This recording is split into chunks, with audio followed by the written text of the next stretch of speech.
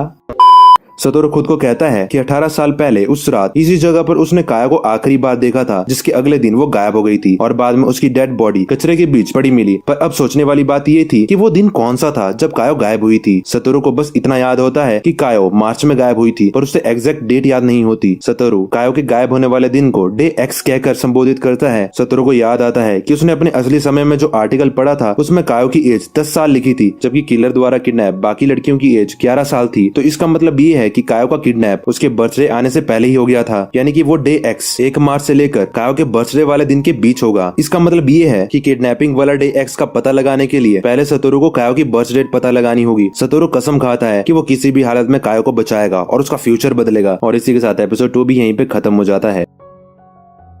Episode 3 के first scene में हम सतोरू को कायो के साथ स्कूल में देखते हैं, जहाँ सतोरू कायो से उसका बर्थडे पूछता है, पर कायो जवाब नहीं देती और वहाँ से चली जाती है। इसके बाद सतोरू चुपके से स्टाफ रूम जाता है और अपने होम रूम टीचर के डेस्क में जाकर स्टूडेंट रजिस्टर खोलने लगता है। पर इससे पहले कि वो उसे खोल पाता, वहाँ पर उसके होम रूम टीचर आ जाते हैं, जिनका नाम मिस्टर याशिरो था। वो सतोरू से पूछते हैं कि वो इस समय यहाँ स्टाफ रूम में चोरी छिपे क्या कर रहा है, जिस पर सतोरू उन्हें बताता है कि उसने कायो से उसकी बर्थडे डेट पूछी थी, पर कायो ने नहीं बताई। तो वो यहाँ स्टूडेंट रजिस्टर चेक कर रहा था ताकि उसे कायो की बर्थ डेट पता लग जाए, जिस पर उसके home room teacher Yashiro student register को देखकर उसे कहते हैं कि कायो और सतोरू की बर्थ डेट सेम है, इसलिए कायो अपनी बर्थ डेट सतोरू को बताने से झिझक रही होगी। ये सुनकर सतोरू हैरान हो जाता है। अब क्योंकि सतोरू को कायो की बर्थ डेट पता लग चुकी थी, जो कि 2 मार्च है, तो उसे भी याद आ जाता है कि वो किडनैपिंग वाली डेट क्या थी। कायो का किडनैप उसके बर्थडे से ठीक 1 दिन पहले 1 मार्च को हुआ था और आज 19 फरवरी है, यानी कि आज से ठीक 11 दिन के बाद कायो का किडनैप होने वाला है। इसके बाद सतोरू कायो को ढूंढने पार्क में जाता है और उसे वहाँ पर जुन शरुतोरी मिलता है। दोस्तों, आप लोगों को एक बार फिर से याद दिला दूं कि जुन शरुतोरी वही है जिसे सतोरू यूकी बुलाता था और पुलिस ने इसे ही किलर समझकर इसे मौत की सजा दी थी। सतोरू यूकी को देख के बहुत खुश हो जाता है। इसके बाद अगले सीन में हम सतोरू को यूकी के घर में देखते हैं, जहाँ यूकी उसके साथ खेल रहा होता है। सतोरू यूकी को देख के मन में कहता है कि ये किलर हो ही नहीं सकता क्योंकि ये इतना नाइस है। इसके बाद सतोरू यूकी से पूछता है कि क्या वो कायो को जानता है, जिस पर यूकी सतोरू को कहता है कि हाँ, वो अक्सर पार्क में कायो से बातें किया करता है। इसके बाद सतोरू की नजर यूकी के बुक शेल्फ में पड़ती है, जहाँ वो एक पर्दे के पीछे कुछ अडल्ट मैगजीन्स देखता है। यूकी एकदम से एम्बेरस होकर वो पर्दा बंद कर देता है और सतोरू से कहता है कि ये मैगजीन्स उसके दोस्त की है। इन दोनों के लिए बहुत ही ऑकवर्ड मोमेंट होती है। अब ऐसे बच्चों के सामने शर्मिंदा होकर कुछ ना कुछ बहाना तो मारना ही पड़ेगा, फिर चाहे वो सफेद झूठ ही क्यों ना लग रहा हो। इसकी कुछ देर बाद सतोरू वहाँ से जाने लगता है और यूकी उसे कहता है कि वो ना जाने कैसे अब बहुत ज्यादा मैच्योर लग रहा है। इसके बाद सतोरू कायो के घर की तरफ जाता है, जहाँ रास्ते में वो सोच रहा होता है कि वो यूकी का भी फ्यूचर बदलेगा। इसके बाद वो कायो के घर पहुंच जाता है, पर दरवाजा तो लॉक्ड होता है, शायद घर में कोई नहीं था। तभी वो नोटिस करता है कि कायो के फटे ग्लव्स और उसका बैग वहीं नीचे गिरे होते हैं और सामने एक स्टोर रूम होता है। सतोरू घबराते हुए स्टोर रूम का दरवाजा खोलता है और अंदर का नजारा देख के उसकी आंखें फटी की फटी रह जाती है, क्योंकि कायो बहुत ही जख्मी हालत में नीचे जमीन में पड़ी होती है। कायो जोर से चिल्लाती है कि सतोरू दरवाजा बंद कर दे और फिर बहुत जोर जोर से रोने लगती है। तभी कायो की मॉम वहाँ पर आ जाती है। कायो की मॉम को देख के सतोरू को बहुत ही ज्यादा गुस्सा आ रहा होता है, पर वो जैसे तैसे अपना गुस्सा कंट्रोल करता है। अपनी मॉम को देख के कायो बहुत ही ज्यादा डर जाती है और कायो की मॉम कायो को वहाँ से अपने साथ अंदर रूम में ले जाने लगती है। सतोरू कायो की मॉम से पूछता है कि कायो को ये जख्म के निशान कैसे लगे, जिस पर कायो की मॉम बड़े ही प्यार से कायो को कहती है कि बेटा जवाब दो। कायो सतोरू को कहती है कि वो गिर गई थी, जिसकी वजह से उसे ये चोटें लगी, और फिर वो चुपचाप अपनी मॉम के साथ चल पड़ती है। ये देख के सतोरू दंग रह जाता है कि कायो अपनी मॉम से इतना डरती है कि उसे सच बोलने तक की हिम्मत नहीं हुई। इसके बाद रात का सीन दिखाया जाता है, जहाँ हम देखते हैं कि कायो की मॉम कायो का सर ठंडे पानी में डुबा रही होती है। वो गुस्से में उसे कहती है कि जल्दी से जल्दी इस ठंडे पानी से अपने फेस की सूजन कम कर, नहीं तो कल जब कायो के और भी क्लासमेट से सूजन देखेंगे तो फिर वो उनसे इसके बारे में सवाल करेंगे। इसके बाद अगले दिन का सीन दिखाया जाता है जब कायो क्लासरूम में बहुत लेट आती है। सतोरू नोटिस करता है कि कायो के नेक पर एक और जख्म का निशान होता है। अब सतोरू समझ चुका था कि कायो की मॉम ज्यादातर उसको वीकेंड्स पर यानी कि सैटरडे और संडे पर मारा करती थी और इसी की वजह से कायो मंडे को लेट आया करती थी, क्योंकि कायो की मॉम को कायो के जख्म के निशान छुपाने में टाइम लग जाया करता था। इसके बाद वो ब्रेक में अपने होम रूम टीचर मिस्टर याशिरो के पास जाता है और उन्हें बताता है कि उसे ये लगता है कि कायो की मॉम कायो पर अत्याचार करती है, जिस पर मिस्टर याशिरो उसे कहते हैं कि उन्हें भी यही लगता है। सतोरू हैरान होकर मिस्टर याशिरो को कहता है कि अगर उन्हें ये सब पहले से पता था तो उन्होंने कोई इसके अगेंस्ट एक्शन क्यों नहीं लिया, जिस पर याशिरो उसे कहते हैं कि उन्होंने चाइल्ड प्रोटेक्टिव सर्विस से इस बारे में बात की है। सीपीएस के ऑफिसर्स 3 बार ऑलरेडी कायो के घर कायो की मॉम से मिलने जा चुके हैं, लेकिन वो जब भी वहाँ जाते हैं तब कायो की मॉम घर में नहीं होती। जैसे उन्हें आता देख वो वहाँ से भाग जाती है। इसके बाद सीन शिफ्ट होता है और हमें क्लासरूम का सीन दिखाया जाता है। सतोरू सभी स्टूडेंट से फीस कलेक्ट करके अपने डेस्क पर रखी थी पर वो यहाँ नहीं होती, तो वो ये मिस्टर याशिरो को बताता है। ये सुनकर उसके साथ बैठी उसकी क्लासमेट जिसका नाम मिसातो था, मिस्टर याशिरो को कायो का बैग चेक करने को कहती है, क्योंकि उसके अकॉर्डिंग ये पक्का कायो नहीं चुराए होंगे। जिस पर सतोरू उसे गुस्से से कहता है कि कायो ऐसा कभी नहीं कर सकती, जिस पर मिसातो पूरी क्लास के सामने जोर से कहती है कि कायो बहुत गरीब है तो उसी ने वो पैसे चुराए होंगे, और वो कायो को अपना बैग चेक करने को कहती है। कायो अपना बैग चेक करती है और वो पैसे उसी के बैग में होते हैं। मिसातो कहती है कि देखा, उसने पहले ही कहा था कि ये पैसे पक्का कायो नहीं चुराए होंगे। सतोरू को पता था कि ये पक्का इसी मिसातो के काम होंगे, तो वो बहुत ही जोर से गुस्से से उस पर चिल्लाते हुए कहता है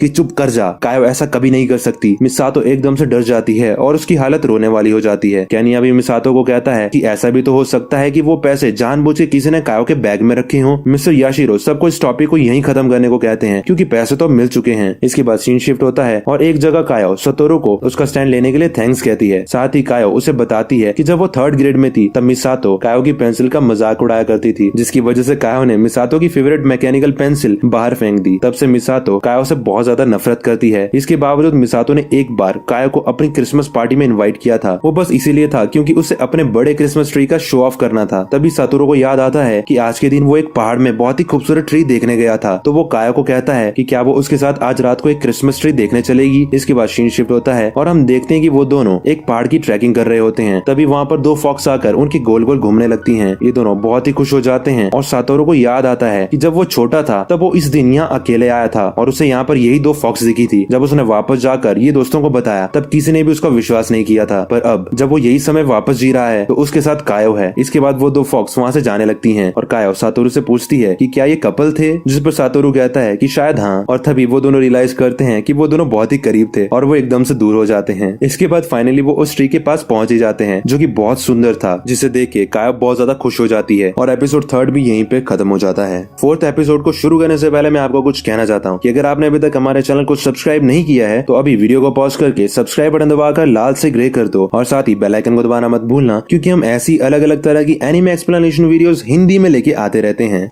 4th एपिसोड के फर्स्ट सीन में हम सतोरू को क्लासरूम में देखते हैं, जहाँ वो ये सोच रहा होता है कि कल सैटरडे है, इसलिए वो कल सारा दिन कायो को उसकी मॉम से दूर रखेगा ताकि उसकी मॉम उसे मार ना पाए। इसलिए वो डिसाइड करता है कि वो कायो और अपने दोस्तों के साथ कल साइंस सेंटर जाएगा। इसके बाद वो अपने फ्रेंड्स को कल अपने साथ साइंस सेंटर चलने को कहता है, पर उसके फ्रेंड्स मना कर देते हैं क्योंकि उन्हें कुछ काम था। कायो सतोरू से पूछती है कि वो अपने दोस्तों से क्या कह रहा था, जिस पर वो उसे कहता है कि वो अपने दोस्तों को ये बता रहा था कि कल वो कायो के साथ डेट पर साइंस सेंटर जा रहा है। तभी वो रियलाइज करता है कि उप्स, ये नहीं बोलना था, और कायो भी सुन के एकदम हैंग सी हो जाती है। इसी बात कायो कहती है कि मॉम ने उसे सैटरडे को जल्दी घर आने को कहा है, जिस पर सतोरू कहता है कि वो कायो की मॉम को मना लेगा। इसके बाद सीन शिफ्ट होता है और हम सतोरू को कायो के घर के बाहर देखते हैं, जहाँ वो कायो की मॉम से कल कायो के साथ साइंस सेंटर जाने की परमिशन मांग रहा होता है। कायो की मॉम मना कर देती है, पर सतोरू उन्हें फोर्स करने लगता है। कायो की मॉम फिर कायो से पूछती है कि क्या वो इस लड़के के साथ कल जाना चाहती है, जिस पर कायो सर हिलाकर हाँ कहती है। ये देखे कायो की मॉम की आंखें फटी की फटी रह जाती है और उन्हें गुस्सा आ जाता है और वो कायो को थप्पड़ मारने ही वाली होती है कि तभी वहाँ पर कहीं से सतोरू की मॉम आ जाती है और कायो की मॉम का हाथ पकड़कर उन्हें रोक लेती है और साथ ही कहती है कि बच्चे साइंस सेंटर जाना चाहते हैं तो इसमें गलत क्या है, ये उनके लिए अच्छा ही है, जिससे उन्हें कुछ नया सीखने को मिलेगा। कायो की मॉम अब मना नहीं कर पाती और चुपचाप कायो के साथ अपने घर के अंदर चली जाती है। सतोरू अपनी मॉम को कहता है कि आप एकदम राइट टाइम पर आए। साथ ही वो थोड़ा टेंस्ड भी था कि ना जाने अब घर के अंदर कायो की मॉम कायो का ना जाने क्या ही हाल करेगी, जिस पर सतोरू की मॉम सतोरू को कहती है कि वो चिंता ना करे, क्योंकि उन्हें नहीं लगता कि कायो की मॉम अब कायो को मारेगी, क्योंकि कायो की मॉम को अब पता है कि कायो अब अकेली नहीं है, बल्कि कायो के अब दोस्त भी हैं। कायो की मॉम को कायो के जख्म छिपाने में बहुत मेहनत करनी पड़ती थी। अब उसकी मॉम उसे मारकर इतना बड़ा रिस्क नहीं लेगी। इसके बाद सतोरू की मॉम सतोरू को कहती है कि कायो तो बड़ी क्यूट है, जिसे सुनकर सतोरू ब्लश करने लगता है और फिर खुद को थप्पड़ मार के कहता है कि ओए तुझे क्या हो रहा है, मत बोल कि तेरे अंदर हकीकत में 29 साल का आदमी छुपा बैठा है। इसके बाद हम अगले दिन का सीन देखते हैं जब सतोरू और कायो साथ में साइंस सेंटर में थे। यहाँ कायो के साथ टाइम स्पेंड करते दौरान सतोरू को ना जाने क्यों ऐसा लगता है जैसे ये सब पहले भी हो चुका है। जो कायो यहाँ पर कर रही थी वो सब सतोरू की मेमोरी में ऑलरेडी रिकॉर्डेड था। तभी उसे याद आता है कि वो जब 5th ग्रेड में था तब वो आज के दिन उस वक्त भी यहाँ इस साइंस सेंटर में आया था और उसे यहाँ पर कायो दिखी थी। तो इसका मतलब ये है कि सतोरू अनजाने में फिर से वही सब दोहरा रहा है जो पहले भी हो चुका था, सिर्फ कुछ हरकतें अलग है। जैसे उस समय सतोरू और कायो यहाँ अलग अलग आए थे और इस बारी वो दोनों साथ में आए हैं, पर हो तो वैसा ही रहा है जो तब भी हुआ था। यानी कि वो कोई हिस्ट्री चेंज नहीं कर रहा है, वो अनजाने में फिर से बस पास्ट को वापस दोहरा रहा है। कहीं इसका मतलब ये तो नहीं कि वो किसी भी हालत में कायो का भाग्य चेंज ही नहीं कर सकता। तभी यहाँ पर सतोरू के फ्रेंड्स भी आ जाते हैं और वो सतोरू को कहते हैं कि उनका काम जल्दी पूरा हो गया। तो उन्होंने सोचा कि वो भी यहाँ आके सतोरू और कायो को ज्वाइन कर लें। ये देख के सतोरू मुस्कुराता है और मन में खुद को कहता है कि नहीं, पास्ट चेंज हो रहा है। उस वाले पास में यहाँ पर ये लोग नहीं आए थे और ना ही उस वाले पास में सतोरू इनका इतना अच्छा दोस्त था, पर इस वाले पास में वो सब सतोरू के बहुत अच्छे दोस्त हैं और केवल सतोरू के नहीं बल्कि कायो के भी दोस्त हैं। तो कायो अब अकेली नहीं होगी तो उसका किडनैप भी नहीं होगा। इसके बाद 2 दिन के बाद का सीन दिखाया जाता है जब मंडे था। ऐसे हर बार कायो मंडे को लेट आया करती थी क्योंकि कायो की मॉम को कायो के निशान छिपाने में टाइम लग जाया करता था जो उसने कायो को सैटरडे और संडे को दिए होते थे। लेकिन इस बार कायो मंडे को भी स्कूल में टाइम पर पहुंचती है और ना ही उसकी बॉडी में भी कोई जख्म के निशान थे। तो सतोरू मन में खुश होकर खुद को कहता है कि मॉम ने सही कहा था, कायो की मॉम अब कायो को नहीं मारेगी। यानी कि सच में सतोरू की वजह से कायो का फ्यूचर बदल रहा है। सतोरू कायो को देख के मन में कहता है कि ये कितनी क्यूट है और तभी रियलाइज करता है कि उसने मन की जगह मुंह से बोल दिया है। ये सुनकर कायो फिर से हैंग हो जाती है और पूरी क्लास हैरान रह जाती है कि क्या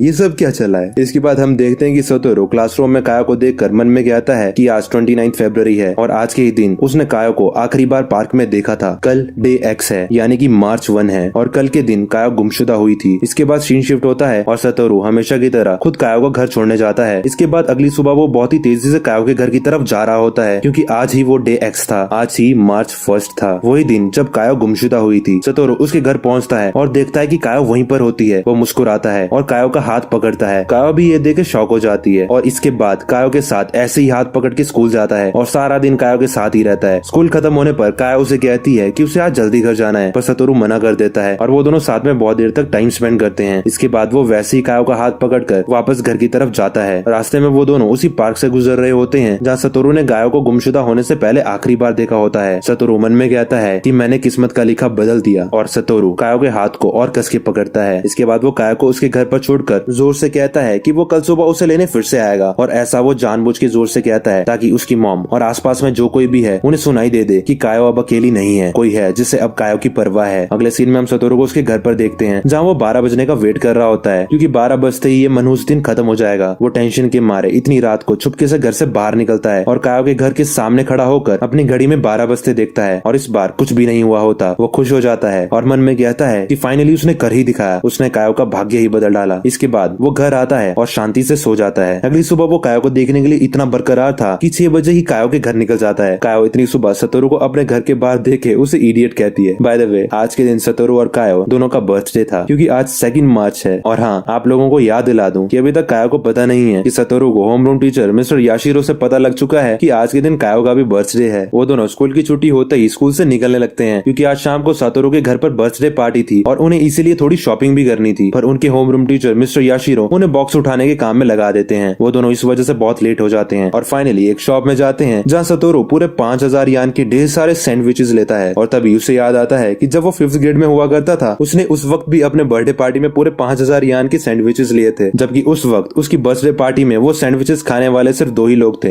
वो और उसकी मॉम, और सारे सैंडविचेस ऐसे ही वेस्ट हो गए थे। इसके बाद सतोरू और कायो सतोरू के घर पहुंचते हैं और दरवाजा खोलते ही उन्हें अंदर सरप्राइज मिलता है क्योंकि उनके दोस्तों ने अंदर बढ़िया सी उन दोनों के लिए डेकोरेशन कर रखी होती है। वो दोनों सतोरू और कायो को बोलते हैं कि उन्होंने ही होम रूम टीचर मिस्टर याशिरो को कहा था कि वो सतोरू को काम में अटका दें ताकि वो सब सतोरू और कायो के घर पहुंचने से पहले थोड़ी डेकोरेशन कर सके। साथ ही वो बताते हैं कि ये सुन के मिस्टर याशिरो ने उन्हें बताया कि आज कायो का भी बर्थडे है, तो उन सब ने सर को ये भी रिक्वेस्ट करी कि साथ में फिर कायो को भी काम पर हटका दो। सतोरू की मॉम कायो को बताती है कि सतोरू को पहले ही पता लग चुका था कि आज के दिन कायो का भी बर्थडे होता है, इसलिए उसने एक स्पेशल केक कायो के लिए अलग से लेने को कहा था। ये देखकर कायो इमोशनल हो जाती है और सतोरू को कहती है कि उससे सतोरू का गिफ्ट पूरा ना हो सका। सतोरू उसे कहता है तो इसीलिए उसे पिछले कल घर जल्दी वापस जाना था। साथ ही सतोरू उसे कहता है कि कोई बात नहीं, कल दे देना। सतोरू काया को उसका बर्थडे गिफ्ट देता है जो कि बहुत प्यारे से हैंड ग्लव्स से। इसके बाद वो सब खूब इंजॉय करते हैं, सैंडविचेस बनाते हैं और चट कर जाते हैं। फिर रात को सतोरू काया को घर वापस छोड़ता है और ठंड में खूब कांप रहा होता है क्योंकि उसने काया को तो ग्लव्स गिफ्ट कर दिए और उसके खुद के पास ग्लव्स ही नहीं होते। काया सतोरू को अपना मफलर देती है और उसे प्रॉमिस करती है कि कल वो पक्का उसका गिफ्ट पूरा करके सतोरू को दे देगी। और आज का दिन भी बहुत अच्छे से खत्म हो जाता है। सतोरू घर जाते जाते बहुत खुश था क्योंकि कायो अपना बर्थडे आने से पहले मारी गई थी, पर इस बार कायो ने अपना बर्थडे सेलिब्रेट कर लिया। अब वो सेफ है। इसके बाद वो घर जाता है और बहुत समय बाद सुकून भरी नींद सोता है, जिसकी वजह से वो अगले दिन स्कूल को लेट हो जाता है। स्कूल पहुंचने पर उसे पता चलता है कि कायो आज स्कूल नहीं आई होती। ये देखकर सतोरू की आंखें फटी की फटी रह जाती है। और इसी के साथ एपिसोड 4 यहीं पे खत्म हो जाता है। एपिसोड 5 के फर्स्ट सीन में हम सतोरू को स्कूल से कायो के घर की तरफ भागते हुए देखते हैं। वो घर का दरवाजा बहुत जोर से खटखटाता है पर घर में शायद कोई नहीं होता। इसके बाद वो घबराते हुए स्टोर रूम में खोलकर देखता है पर वहाँ पर भी कायो नहीं होती। तभी वो नोटिस करता है कि स्टोर रूम के बाहर किसी के पाँव के निशान है। सतोरू उसे देख के मन में कहता है कि ये पक्का किसी आदमी के रबड़ के शूज के निशान है। इसके बाद हम सतोरू को रोते हुए देखते हैं क्योंकि आज मार्च 3 को कायो गुमशुदा हो चुकी थी। इसके बाद हम 2 दिन बाद का सीन देखते हैं जब सतोरू अपने घर की खिड़की से बाहर अपनी मॉम को उनके एक पुराने दोस्त के साथ बात करते देखता है। वो आदमी एक टीवी रिपोर्टर था और उसका नाम माकोतो था। और यहाँ हमें पता चलता है कि सतोरू की मॉम भी पहले एक रिपोर्टर हुआ करती थी। तब वो माकोतो नाम का आदमी उनके साथ ही काम किया करता था। माकोतो सतोरू की मॉम को कह रहा होता है कि पड़ोस के शहर में भी ये घटना हुई थी और उन्होंने किडनैपर को जल्दी पकड़ लिया था। सतोरू की मॉम माकोतो को कहती है कि वो चाहती है कि जो कुछ भी हुआ सतोरू वो सब भूल जाए। इसके बाद हम देखते हैं कि स्कूल में सतोरू की होम रूम टीचर मिस्टर याशिरो सभी स्टूडेंट्स को झूठ कह रहे होते हैं कि कायो बिल्कुल ठीक है और वो अपनी ग्रैंडमा के यहाँ चली गई है और अब से वो वहीं रहेगी, इसलिए वो यहाँ पढ़ने नहीं आया करेगी। मिस्टर याशिरो झूठ इसलिए कह रहे होते हैं क्योंकि वो और बाकी सभी टीचर्स ये नहीं चाहते थे कि सभी बच्चे घबरा जाएं। साथ ही हम देखते हैं कि पुलिस फिलहाल के लिए कायो की मॉम को ही अपराधी मान रही थी और उनसे पूछताछ कर रही थी। इसके बाद हमें पता चलता है कि कायो के गायब होने के ठीक 6 दिन बाद पड़ोस वाले शहर से एक और बच्ची गायब हो गई। केनिया सतोरू को बताता है कि उस लड़की का नाम आयाना कानिशी था और वो इजुमी एलिमेंट्री स्कूल में पढ़ती थी। सतोरू मन में खुद को कहता है कि चीजें सिर्फ आगे पीछे हुई, बाकी हो तो वही सब रहा है जो समय में पहले भी हुआ था। ऐसा करते करते अब 10 दिन गुजर गए होते हैं पर ना ही कायो का और ना ही कायो के किडनैपर का कुछ पता चला होता है। स्कूल की तरफ जाते जाते सतोरू कायो की मॉम को घर से बाहर एक कचरे का बैग फेंकते हुए देखता है। पास जाने पर वो देखता है कि उस थैली के अंदर तो उनके दस्ताने होते हैं। शायद ये वही गिफ्ट थी जो कायो सतोरू के लिए बना रही थी, पर इन्हें देने का प्रॉमिस वो बदकिस्मती से पूरा ही नहीं कर पाई। ये देख सतोरू बहुत जोर से चीखने लगता है और डरते हुए वहाँ से भागता है। तभी अचानक वो खुद को वापस 2006 में पाता है, यानी कि वो अपने सही समय में वापस आ गया होता है। वो देखता है कि अभी भी कुछ नहीं बदला होता, सब वैसे का वैसा ही होता है। उसकी मॉम अभी भी मरी हुई होती है और उसके पीछे पुलिस पड़ी होती है। वो मन में खुद को कहता है कि इतना कुछ करने के बाद भी वो कुछ ना बदल सका, ना ही वो कायो को बचा पाया और ना ही अपनी मॉम को। इसके बाद वो वहाँ से जैसे तैसे चुप चुप के भागते भागते एक ब्रिज के नीचे पहुँचता है और एक डब्बे के अंदर छिप जाता है। वो मन में सोचता है कि जब वो अपने रूम पहुंचा था तो उसकी मॉम की डेड बॉडी के आसपास कहीं पर भी उनका फोन नहीं था। इसका मतलब ये हो सकता है कि उस फोन में शायद किलर से रिलेटेड कुछ प्रूफ्स थे, इसीलिए वो किलर वो फोन अपने साथ लेकर चला गया। इसके बाद उसे बहुत भूख लगती है तो वो एक कैफे में जाता है जहाँ पर उसे अपने बॉस का कॉल आता है। अगले सीन में हम देखते हैं कि सतोरू अपने बॉस के घर में होता है। शायद उसके बॉस को अभी तक इस बात की खबर नहीं होती कि सतोरू ने अपनी मॉम का मर्डर कर दिया है, इसीलिए तो उन्होंने उसे डिनर पर इन्वाइट किया होता है। इसके बाद वो अपने घर से बाहर बियर लेने जाता है। तभी सतोरू टीवी में देखता है कि उसके बारे में तो टीवी में न्यूज आ रही होती है। वो घबराते हुए खिड़की से नीचे देखता है तो उसे पता चलता है कि घर के बाहर तो पुलिस आई होती है और वो पुलिस सतोरू के बॉस ने बुलाई होती है। मतलब ये सब सतोरू के बॉस की सतोरू को पकड़वाने की एक चाल थी। इसके बाद सतोरू वहाँ से चुप चुप के भागता है और एक जगह गिर जाता है और अपने सामने कातागिरी को देखता है। कातागिरी उसका फोन स्विच ऑफ करती है और उसे कहती है कि तुम बेवकूफ हो जो फोन ऑन करके रखा है, पुलिस तुम्हें जीपीएस से ट्रैक कर सकती है। इसके बाद कातागिरी उसे अपने साथ चलने को कहती है और सतोरू उसके साथ उसके घर चला जाता है। सतोरू कातागिरी से पूछता है कि वो उसकी मदद क्यों कर रही है, जिस पर कातागिरी उसे कहती है कि उसे सतोरू पर पूरा भरोसा है कि वो अपनी मॉम का मर्डर नहीं कर सकता, क्योंकि वो सतोरू और उसकी मॉम के साथ डिनर करके आई है और उसे अच्छे से पता है कि सतोरू और उसकी मॉम का रिश्ता आपस में कैसा था। इसके बाद वो कातागिरी के पास वही बुक देखता है जिसमें कायो के किडनैपिंग केस से रिलेटेड न्यूज लिखी हुई थी। उसे पढ़ने पर सतोरू को पता चलता है कि उसके पास में किए गए एक्शंस की वजह से फ्यूचर सच में बदला है, क्योंकि पहले उस बुक में कायो की एज 10 साल लिखी हुई थी पर अब 11 साल लिखी हुई है, यानी कि वो पास बदलने में सच में कामयाब रहा है। अगर उसे एक और मौका मिले तो क्या पता वो सच में कायो का फेट बदल डाले। इसके बाद हम अगली सुबह का सीन देखते हैं जहाँ कातागिरी काम पर निकल गई होती है। सतोरू भी कातागिरी का स्कूटर लेकर एक लाइब्रेरी चला जाता है और वहाँ के पुराने न्यूज़पेपर पढ़कर उसे पता चलता है कि 3 साल पहले एक बच्ची का किडनैप करके मर्डर हुआ और जिससे उसके किडनैप की जुर्म में सजा हुई वो मरते दम तक यही कहता रहा कि वो बेकसूर है। दूसरी तरफ हम सतोरू के बॉस को किसी आदमी से कुछ बातें करते देखते हैं पर हमें उस आदमी का चेहरा नहीं दिखता। तभी वहाँ पर कातागिरी आ जाती है और अपने बॉस को कहती है कि उसने आज का सारा काम खत्म कर दिया है और वो घर जा रही है। उसका बॉस उसके हाथ में पिज्जा देख के पूछता है कि वो ये पिज्जा किसके लिए ले जा रही है, जिस पर कातागिरी कहती है कि उसकी एक फ्रेंड आज घर आई हुई है तो वो ये उसी के लिए ले जा रही है। इसके बाद कातागिरी वहाँ से अपने घर जाने लगती है और हम देखते हैं कि उससे जाते वक्त वो आदमी उसे पीछे से देख रहा होता है। तभी वहाँ पर कातागिरी का बॉस आ जाता है और कातागिरी को कहता है कि अगर उसे सतोरू कहीं पर भी दिखे तो वो उन्हें जरूर इन्फॉर्म करे, साथ ही कातागिरी सतोरू की हेल्प जरूर करे और सतोरू को बताए कि इस मुश्किल घड़ी में वो सब उसके साथ हैं। इसके बाद सीन शिफ्ट होता है और हम देखते हैं कि सतोरू चुप चुप के वापस कातागिरी के घर जा रहा होता है और हम देखते हैं कि उसका बॉस कातागिरी के घर पर नजर बनाए हुए था और वो उसे अंदर जाता देख लेता है। इसके बाद वो पुलिस को कॉल करने लगता है। तभी वहाँ पर कातागिरी आ जाती है और गुस्से में अपने बॉस का फोन तोड़ देती है और साथ ही उसे एक जोर का मुक्का मार के कहती है तो ये है तुम्हारी हेल्प। उसका बॉस उसे कहता है कि उसे बस कातागिरी की परवाह है, जिस पर कातागिरी कहती है कि अगर उसे सच में कातागिरी की परवाह है तो वो प्लीज ये सब पुलिस को इन्फॉर्म ना करे, नहीं तो कातागिरी और उसका परिवार भी इस केस में फंस जाएगा। इसके बाद सीन शिफ्ट होता है और हम देखते हैं कि सतोरू वापस उसी पुल के नीचे होता है। कातागिरी ने उसे वहाँ से वापस ला लिया होता है क्योंकि उनके बॉस को अब पता चल चुका था कि सतोरू उसके घर पर रुका है, तो ये ना तो सतोरू के लिए सेफ था और ना ही कातागिरी के लिए। इसके बाद सतोरू कातागिरी से पूछता है कि वो सतोरू पर इतना विश्वास क्यों करती है जबकि वो अच्छे दोस्त भी नहीं थे, जिस पर कातागिरी कहती है कि बचपन में एक दुकानदार ने उसके पापा के ऊपर चोरी का एक केस फंसा दिया जबकि उसके पापा ने कोई चोरी ही नहीं की थी, पर किसी ने भी उनकी बातों पर विश्वास नहीं किया। इस इंसिडेंट की वजह से उन्हें 3 महीने का सस्पेंशन झेलना पड़ा और साथ ही लोगों से कई ताने भी, जिससे तंग आकर वो अपनी जॉब और अपनी वाइफ को छोड़कर चले गए। तो इसलिए उसे अच्छे से पता है कि कैसा फील होता है जब तुम सही हो और तुम पर कोई झूठा आरोप लगा दे, चाहे पूरी दुनिया तुम्हारे खिलाफ हो, पर अगर तुम पर विश्वास करने वाला सिर्फ एक ही क्यों ना हो तब भी तुम कभी अकेले नहीं होते। सतोरू कातागिरी को कहता है कि अगर पुलिस तुम्हारे घर आए तो तुम ये कह देना कि सतोरू ने तुम्हें जबरदस्ती मजबूर किया कि तुम सतोरू को अपने घर में रहने दो, जिस पर कातागिरी कहती है कि वो ऐसा कहकर कभी भी सतोरू की मुश्किलें और नहीं बढ़ाएगी। और इसके बाद कातागिरी वहाँ से अपने घर चली जाती है। घर पहुंचकर वो देखती है कि उसके बॉस ने पुलिस नहीं बुलाई होती, तब उसके फोन पर एक मैसेज आता है और वो देखती है कि वो मैसेज सतोरू की मॉम के नंबर से आया होता है और उसमें लिख रखा होता है कि मैं सतोरू हूँ, तुम जहाँ भी हो वहीं रहो। तभी कातागिरी नोटिस करती है कि उसके दरवाजे के बाहर से धुआं आ रहा होता है और जैसे ही वो दरवाजे को खोलती है तो खुद को आग से बुरी तरह घिरा पाती है क्योंकि उसके पूरे घर में आग लगी होती है और धुएं की वजह से कातागिरी वहीं बेहोश हो जाती है। और इसी के साथ एपिसोड 5 भी यहीं पे खत्म हो जाता है। इस वीडियो के फाइनल एपिसोड यानी कि एपिसोड 6 के फर्स्ट सीन में हम देखते हैं कि सतोरू कातागिरी के घर के बाहर पहुंच जाता है और ये खौफनाक नजारा देख के दंग रह जाता है। वो घबराते हुए बिना कुछ सोचे समझे अंदर आग में कूदकर कातागिरी के घर के अंदर चला जाता है, जहाँ उसे कातागिरी बेहोश पड़ी मिलती है। वो कातागिरी को उठाता है और अपने साथ उसे सेफली बाहर ले जाने की कोशिश करने लगता है। इसी बीच कातागिरी को होश आ जाता है और वो अपना मोबाइल सतोरू की पॉकेट में डाल देती है। इसके बाद वो फिर से बेहोश हो जाती है। इसी बीच वहाँ पर उनका बॉस भी कातागिरी की हेल्प करने आ जाता है और वो कातागिरी को पकड़कर सतोरू को कहता है कि वो यहाँ से खिसक जाए क्योंकि बाहर पुलिस वाले भी आ गए हैं। सतोरू कातागिरी को बॉस की रिस्पॉन्सिबिलिटी में छोड़कर वहाँ से भाग जाता है। इसके बाद वो एक जगह नोटिस करता है कि उसकी पॉकेट में तो कातागिरी का फोन होता है। वो फोन में वो मैसेज पढ़ता है जो कातागिरी को सतोरू की मॉम के नंबर से आया था। ये मैसेज पढ़कर सतोरू समझ जाता है कि इसका मतलब ये आग किलर ने लगाई थी और वो कातागिरी को मारकर इसका सारा इल्जाम सतोरू पर ही फंसाना चाहता था। शायद उस किलर ने कातागिरी का पीछा कर उसका घर का पता लगा लिया हो। इसके बाद सतोरू अपनी पॉकेट से एक नंबर बाहर निकालता है जो कि शायद उसकी मॉम ने उसके घर पर गिराया था और सतोरू ने बाद में आकर उठा लिया था। सतोरू उस नंबर पर कॉल करता है और वो आदमी सतोरू को एक कैफे में मिलने को बुलाता है। अगले सीन में हम सतोरू को कैफे में देखते हैं जहाँ वो आदमी भी था। वो आदमी सतोरू को बताता है कि वो सतोरू की मॉम का दोस्त था और वो दोनों बहुत पहले साथ में ही काम किया करते थे। तभी सतोरू को याद आता है कि ये तो वही टीवी रिपोर्टर है जिसको सतोरू ने बचपन में देखा था, जिसका नाम माकोतो था। इसके अगले सीन में हम सतोरू को माकोतो के ऑफिस में देखते हैं जहाँ माकोतो सतोरू को बताता है कि टेंशन मत लो, उसे सतोरू पर भरोसा है कि सतोरू अपनी मॉम का कत्ल नहीं कर सकता। और साथ ही माकोतो सतोरू को ये भी बताता है कि सतोरू की मॉम ने मरने से पहले उन्हें कॉल करके बताया था कि जो किडनैपिंग और मर्डर के केस 18 साल पहले हुए थे उनको अंजाम देने वाला किलर जून शिरातोरी नहीं बल्कि कोई और था। वो आदमी कौन था ये बताने के लिए सतोरू की मॉम ने अगले दिन माकोतो को मिलने बुलाया था, पर उससे पहले ही सतोरू की मॉम का मर्डर हो गया। इसके बाद वो सतोरू को बताते हैं कि 2 मार्च 1988 की रात को कायो की माँ और कायो की माँ के बॉयफ्रेंड ने कायो को बहुत बुरी तरह पीट कर स्टोर रूम में बंद कर दिया। इसके बाद कायो उस स्टोर रूम से गायब हो गई। कायो की माँ ने अगले दिन 3 तारीख की रात को ठीक 11:30 पर सतोरू के घर कॉल किया और सतोरू की मॉम से कायो के बारे में पूछा। पहले पुलिस का शक तो कायो की माँ पर ही था, पर पुलिस को स्टोर रूम के बाहर बर्फ में रबर के शूज के निशान मिले जो हूबहू जुन शिरातोरी के जूतों से मेल खाते थे। पुलिस ने सारे सुराखों को मिला के निष्कर्ष निकाला कि उस रात जुन शिरातोरी ने कायो को स्टोर रूम से बाहर निकाल कर बेहोश कर दिया। उसके बाद उसके फोटोग्राफ्स लिए और फिर उसके सर पर पानी से स्प्रे किया ताकि वो ठंड की वजह से मर जाए। शरीर का तापमान 20 डिग्री कम होने तक वो मर चुकी थी, पर इसके बावजूद जुन शिरातोरी ने आधे घंटे तक वेट किया ताकि कायो के बचने की कोई उम्मीद न रहे। फिर उसने सुबह होने से पहले कायो की लाश को स्टोर रूम में वापस रख दिया। अगले दिन तक कायो की मॉम ने कायो को मरा हुआ देखा तो वो घबरा गई और उसकी लाश को छुपा दिया और फिर ऐसे एक्ट किया जैसे से कायो गायब हो गई हो। पुलिस ने जुन शिरातोरी को दोषी करार देके उसे मौत की सजा दी, पर उसने कभी भी अपना जुर्म कबूल ही नहीं किया था। ऐसी ही मिलती जुलती घटना पड़ोस के शहर में भी हुई और जिसको भी पकड़ा गया वो सब यही कहते थे कि वो निर्दोष हैं। इस पर सतोरू जोर से कहता है इसका मतलब जुन शिरातोरी ने कायो का मर्डर नहीं किया था और बाकी सब लोग भी बेगुनाह थे। सभी मिसिंग बच्चों का किलर सिर्फ एक ही था। वो जानबूझ के ऐसे एविडेंस क्राइम सीन पर छोड़ दिया करता था जिसकी वजह से कोई और बेगुनाह फंस जाए, और वो किलर आज भी इसी शहर में खुलेआम घूम रहा है। जिस पर माकोतो कहते हैं एग्जैक्टली यही बात उन्होंने बहुत बार 18 साल पहले भी कही थी, पर किसी ने भी उनकी बातों पर विश्वास नहीं किया। दूसरी तरफ हम देखते हैं कि कातागिरी को हॉस्पिटल में होश आ जाता है और वो बाहर चुपके से दो पुलिस वालों को आपस में बात करते हुए सुनती है, जो कि कह रहे होते हैं कि कातागिरी के मर्डर करने के लिए सतोरू ने ही उसके घर पर आग लगाई थी, क्योंकि कुछ लोगों ने सतोरू को कातागिरी के घर जाते देखा था। कातागिरी अपने अंकल आंटी को और पुलिस वालों को बताती है कि सतोरू ने उसका मर्डर करने की कोशिश नहीं की थी, पर कोई भी उसकी बातों पर यकीन नहीं करता। साथ ही वो नोटिस करती है कि वो पुलिस ऑफिसर्स उस पर लगातार नजर बनाए रखे हैं। इसके बाद एक जगह हम देखते हैं कि कोई कातागिरी के ऊपर पीछे से हाथ रखता है और कातागिरी घबराते हुए पीछे मुड़ती है, और वैसे ही हमें दूसरी तरफ का सीन दिखाया जाता है जहाँ सतोरू माकोतो को कातागिरी के फोन में वो किलर द्वारा भेजा मैसेज दिखाता है। माकोतो सतोरू से पूछता है कि उसे क्या लगता है किलर ने कातागिरी को मारने की कोशिश क्यों की होगी, जिस पर सतोरू कहता है कि किलर पार्क में एक बच्ची का किडनैप करने जा रहा था, पर सतोरू की मॉम की वजह से वो कर ना सका। अब उसे डर था कि कहीं सतोरू की मॉम ने उसे पहचान तो नहीं लिया, इसलिए वो सतोरू की मॉम का मर्डर करना चाहता था। मर्डर करने से पहले उसे सतोरू का पिज्जा शॉप में शेड्यूल पता करना था, ताकि वो ऐसे समय में सतोरू के घर जाके उसकी मॉम का मर्डर कर सके जिस समय सतोरू घर पर नहीं होता। इसलिए वो शायद शेड्यूल पता करने पिज्जा शॉप गया होगा और वहाँ पर कातागिरी ने उसका चेहरा देख लिया होगा, तो उसे शायद डर था कि कहीं कातागिरी बाद में जाके उसके लिए कहीं प्रॉब्लम ना बन जाए, इसलिए उसने उसे मारने का सोचा और उसकी मौत का इल्जाम भी सतोरू पर ही डालने का तय किया। इसके बाद माकोतो कहते हैं कि वो हॉस्पिटल जाकर किलर के बारे में कातागिरी से बात करेंगे, शायद उन्हें कोई क्ल्यू मिल जाए, और जाते जाते वो सतोरू को बताते हैं कि उनके कंप्यूटर में 18 साल पहले वाले केस की उनकी कुछ रिपोर्ट्स हैं। इसके बाद सतोरू को कंप्यूटर में पड़ी रिपोर्ट्स को देख के पता चलता है कि किलर ने कायो के मर्डर के कुछ दिन के बाद सतोरू के एक और फ्रेंड हिरोमी सुगीता का मर्डर भी किया। सतोरू कहता है कि हिरोमी सुगीता था तो लड़का, पर वो दिखने में बिल्कुल लड़की लगता था। शायद किलर हकीकत में जानता था कि हिरोमी एक लड़का है और उसने हिरोमी का कत्ल इसलिए किया होगा क्योंकि वो पुलिस को गुमराह करना चाहता था कि किलर वो है जिसे ये मालूम नहीं था कि हिरोमी एक लड़का है, और उसने उसको लड़की समझकर किडनैप कर लिया। पुलिस को हिरोमी सुगीता के कुछ फोटोग्राफ्स जुन शिरातोरी के घर में मिले और साथ ही अलमारी में एक पर्दे के पीछे कुछ पीरोफाइल मैगजीन्स भी मिली। ये देखे सतोरू को गुस्सा आ जाता है क्योंकि उसने खुद अपनी आंखों से देखा था कि उस जगह पर बच्चों के सेक्सुअल इमेजेस वाली मैगजीन्स नहीं बल्कि अडल्ट मैगजीन्स थी, यानी कि जुन शिरातोरी को फंसाने के लिए किलर ने ही वहाँ पर वो मैगजीन्स रखी होंगी। दूसरी तरफ हम देखते हैं कि माकोतो इसी तरह पुलिस ऑफिसर से छुपते हुए कातागिरी के रूम पहुंच जाते हैं और अंदर जाने पर हैरान रह जाते हैं क्योंकि अंदर कातागिरी की जगह कातागिरी नहीं बल्कि उसकी मॉम होती है। कातागिरी की मॉम बताती है कि कातागिरी ने उन्हें सब कुछ बता दिया है। कोई कातागिरी का विश्वास नहीं कर रहा था, पर उन्हें अपनी बेटी पर विश्वास है, इसलिए उन्होंने कातागिरी की जगह ले ली और कातागिरी चुपके से सतोरू से मिलने हॉस्पिटल से भाग गई। साथ ही हम देखते हैं कि कोई ब्लैक कलर वाली कार कातागिरी का पीछा कर रही होती है। दूसरी तरफ सतोरू को कातागिरी के फोन में किसी का कॉल आता है। वो कॉल कातागिरी का ही था और कातागिरी उसे ब्रिज के नीचे मिलने बुलाती है। अगले सीन में हम कातागिरी और सतोरू को ब्रिज के नीचे साथ में देखते हैं, जहाँ कातागिरी सतोरू को बताती है कि उसे मिस्टर निशिज़ोनो पर शक है। मिस्टर निशिज़ोनो सिटी काउंसिल का एक प्रमुख मेंबर है और बॉस हमेशा मिस्टर निशिज़ोनो की चमचागिरी करता रहता है। मिस्टर निशिज़ोनो भी बहुत बार पिज्जा शॉप में बॉस से बात करने आता रहता है, तो वो बड़ा ही इजीली किसी का भी शेड्यूल और एड्रेस पता लगा सकता है। सतोरू कंफ्यूज हो जाता है और मन में कहता है कि कड़ियां आपस में जुड़ी नहीं रही है, कुछ तो है जो मिसिंग है। तभी वहाँ पर पुलिस आ जाती है और सतोरू को अरेस्ट कर लेती है। कातागिरी जोर जोर से रोते हुए सतोरू को यही कह रही होती है कि सतोरू उस पर विश्वास करे, उसने पुलिस को इन्फॉर्म नहीं किया था। सतोरू कातागिरी को कहता है कि उसे पता है, वो कातागिरी पर विश्वास करता है और जाते जाते वो नोटिस करता है कि वहीं पुलिस वालों के साथ एक आदमी अम्ब्रेला पकड़े खड़ा होता है। उसका फेस तो ठीक से नजर नहीं आ रहा होता, पर सतोरू उसकी खून की प्यास से भरी आंखों को देख के पहचान जाता है कि ये तो वही आदमी है जो उसे अपनी मॉम के मर्डर वाली रात अपने घर के बाहर दिखा था। वही किलर था। वो किलर स्माइल कर रहा होता है क्योंकि वो जीत गया और सतोरू हार गया। और इसी के साथ एपिसोड 6 भी यहीं पे खत्म हो जाता है और इसी के साथ हमारी इरेज्ड एनिमे की पार्ट 1 वाली वीडियो भी यहीं पे खत्म हो जाती है। मैं इसके पार्ट 2 वाली वीडियो बहुत ही जल्द लेकर आऊंगा और अपलोड करते ही इसके पार्ट 1 वाली वीडियो के डिस्क्रिप्शन बॉक्स और आई बटन पर लिंक दे दूंगा। तब तक आप याद से सब्सक्राइब करके हमारे चैनल का बेल आइकन जरूर दबा देना, ताकि जैसे ही मैं नेक्स्ट पार्ट अपलोड करूं आपको आपके फोन में उसकी नोटिफिकेशन आ जाए। Question of the day, Satoru अपने लास्ट रिवाइवल में कितनी साल पीछे आ जाता है? अगर आपको इस सवाल का जवाब पता है तो नीचे कमेंट सेक्शन में अपने जवाब जरूर दें। If you like this video then please leave a like and give your opinion in the comment section below. Till then see you in the next video. हर हर महादेव।